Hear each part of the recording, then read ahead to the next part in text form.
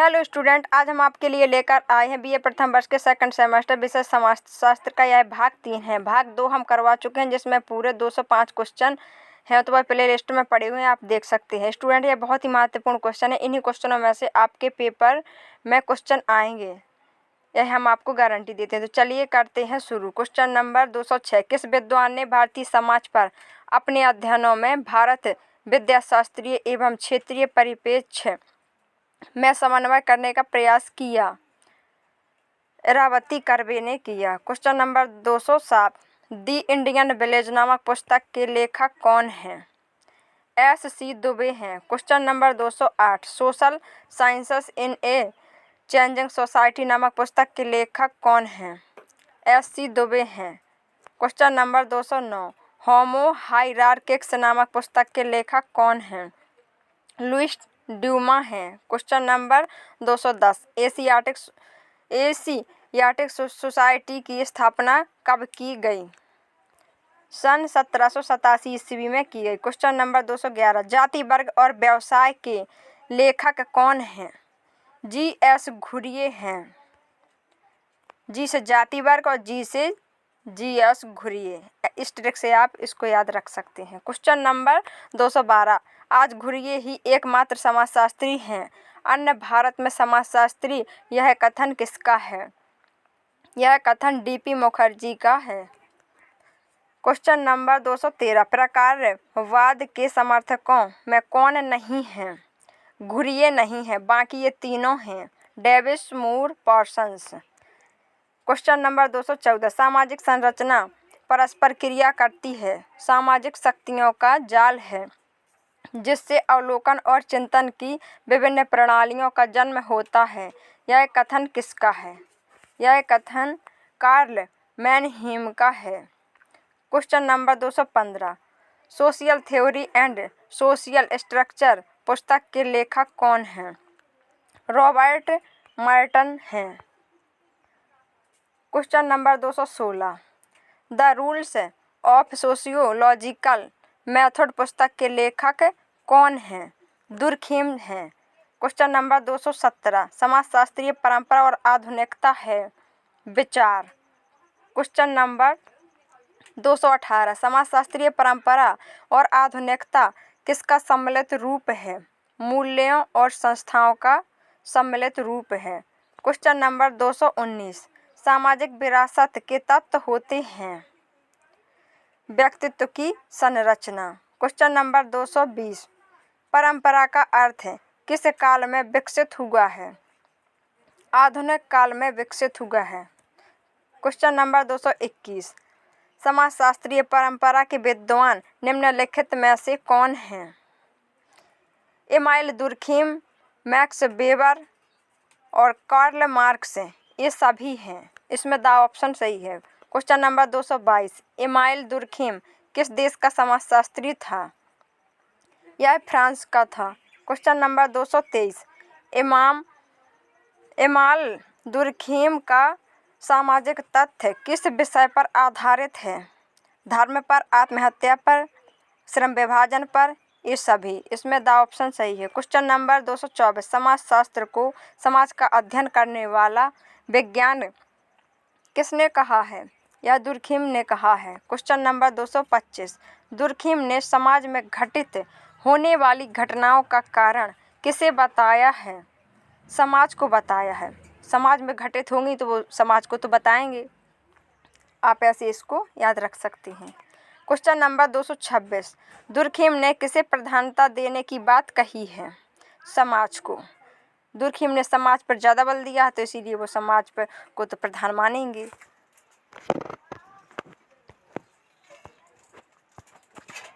Question number 227। Durkheim के अनुसार समाज किसका एक ही तंत्र है? प्रकारवाद का है। Question number 228। प्रकारवाद की विवेचना दुर्खीम ने अपनी किस रचना में की है? The division of labour in society में की है। Question number 229। समाज की वास्तविक इकाई किसे माना गया है? नैतिकता। नैतिकता को वास्तविक इकाई माना गया है। Question number 230। दुर्खीम के समाजशास्त्रीय सिद्धांत की अवधारणा उनकी किस पुस्तक में वर्णित है? रूल्स ऑफ सोशियोलॉजिकल मेथड में वर्णित है। क्वेश्चन नंबर 231, दुर्खिम का सामाजिक तथ्य का विचार स्पेंसर के व्यक्तिवादी विचारों से भिन्न है। क्वेश्चन नंबर 232, दुर्खिम ने समाजशास्त्रीय अध्ययन के लिए किसे अवैज्ञानिक माना है? व्यक्ति को अवैज्ञानिक माना है। क्वेश्चन नंबर 233, समाजशास्त्र को सामाजिक तथ्यों का अध्ययन किसने बतलाया है? दुर्खिम ने बतलाया है। दुर्खिम ने समाज पर ज़्यादा बल दिया है, इसीलिए जहाँ देखो जहाँ समाज के तथ्य कहीं समाज पर बल दिया है, और ऐसे आप इसको समझ सकते हैं। क्वेश्चन नंबर 234, किसने कहा था कि सामाजिक तथ्यों को वस्तुओं की तरह समझाना चाहिए? एमाइल दुर्खिम ने। इसमें भी सामाजिक तथ्यों को वस्तुओं की तरह समझाना चाहा दुर्खिम जी ने। क्वेश्चन नंबर 235, समाजशास्त्रीय अध्ययन का प्रमुख क्षेत्र कौन सा है? सामाजिक तथ्य। क्वेश्चन नंबर 236, दुर्खिम ने सामाजिक तथ्य को किस रूप में देखा है? भौतिक पदार्थ के रूप में देखा। क्वेश्चन नंबर 237, सामाजिक तथ्य मनुष्य के बाहर रहते हुए भी किसे प्रभावित करता है? विचार को प्रभावित करता है। क्वेश्चन नंबर 238, सामाजिक तथ्य का प्रभाव व्यक्ति कहाँ अनुभव करता है? आंतरिकता में अनुभव करता है। क्वेश्चन नंबर 239, किसने यह विचार दिया है कि सामाजिक तथ्यों का स्वरूप सार्वभौमिक होता है? दुर्खिम जी ने दिया है। क्वेश्चन नंबर 240, सभी व्यक्तियों की चेतन अवस्था को समान रूप से प्रभावित करता है? सामाजिक तथ्य प्रभावित करता है। क्वेश्चन नंबर 241, दुर्खिम ने आत्महत्या को किस प्रकार की घटना माना है? व्यक्तिगत घटना माना है। क्वेश्चन नंबर 242, निम्नलिखित में से गलत कथन चुनिए। इसमें से सामाजिक संरचना अखंड व्यवस्था है, इसमें से यही गलत है, बाकी 3 सही हैं। जैसे सामाजिक संरचना को व्यक्ति निरंतर बदलता रहता है, ये भी सही है। सामाजिक संरचना समाज के बाह्य स्वरूप का बोध कराती है, ये भी सही है। और सामाजिक संरचना अंतः संबंधित इकाइयों का एक व्यवस्थित स्वरूप है, ये भी सही है। इसमें आ गलत है।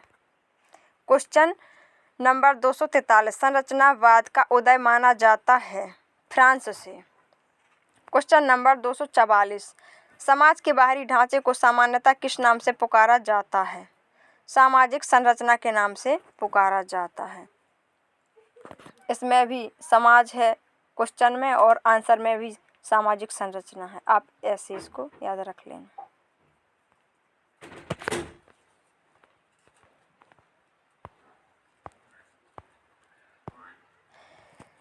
क्वेश्चन नंबर 245, निम्नलिखित में से कौन सा सामाजिक संरचना का अंग नहीं है? सामाजिक समस्याएं यह सामाजिक संरचना का अंग नहीं है, बाकी ये 3 उसके अंग है। सामाजिक संस्थाएं, सामाजिक प्रतिमान, व्यक्तियों द्वारा ग्रहण किए गए पद व भूमिकाएं, ये तीनों अंग हैं, और ये द नंबर का सामाजिक समस्या इसका अंग नहीं है। क्वेश्चन नंबर 246, संरचनात्मक उपागम के अंतर्गत किसका विश्लेषण किया जाता है? परिस्थितियों का किया जाता है, व्यक्तियों का किया जाता है, भूमिकाओं का किया जाता है। इसमें द ऑप्शन सही है ये सभी। क्वेश्चन नंबर 247, जो एक व्यवस्था से अनुकूलन सामंजस्य बनाए रखते हैं वे कहलाते हैं प्रकार। क्वेश्चन नंबर 248, किसी समाज के अनुकूलन में सहायक प्रत्यक्ष परिणाम को क्या कहा जाता है? प्रकार कहा जाता है। क्वेश्चन नंबर 249, प्रकार शब्द का प्रयोग सर्वप्रथम किया गया सन 1893 ईस्वी में किया गया। क्वेश्चन नंबर 250, प्रकार का समाजशास्त्रीय अर्थ क्या है? परिणाम इसका समाजशास्त्रीय अर्थ है। ये प्रकार है, सुपरिणाम है। आप इस ट्रिक से इसको याद रख सकते हैं।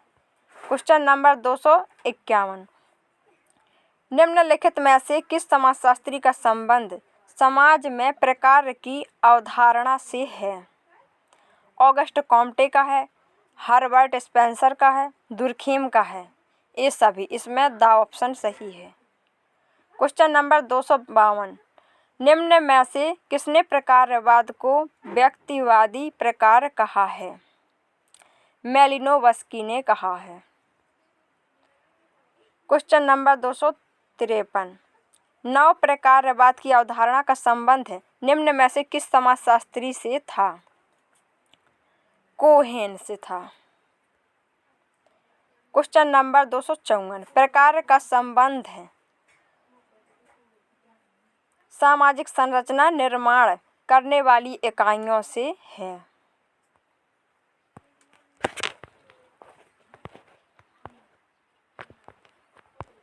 क्वेश्चन नंबर 264, यह कथन किसका है? प्रत्येक प्रकार की सभ्यता में प्रत्येक प्रथा, भौतिक वस्तु, विचार और विश्वास कुछ महत्वपूर्ण प्रकार पूर्ण करता है।